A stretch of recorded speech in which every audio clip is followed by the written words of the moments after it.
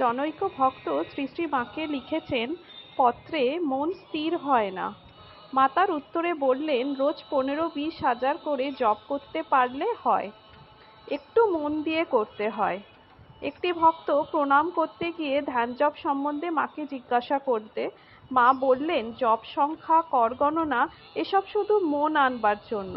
মন এদিক ওদিক যেতে চায়, তবু ওই সবের দ্বারা এদিকে আকৃষ্ট হয়। যখন জপ করতে করতে ভগবানের রূপ দর্শন হয়, ধ্যান হয়, তখন জপও থাকে না। ধ্যান হলো তো সবই হলো। মন চঞ্চল, তাই প্রথম মন স্থির করবার জন্য একটু একটু নিঃশ্বাস বন্ধ করে ধ্যানের চেষ্টা করতে হয়।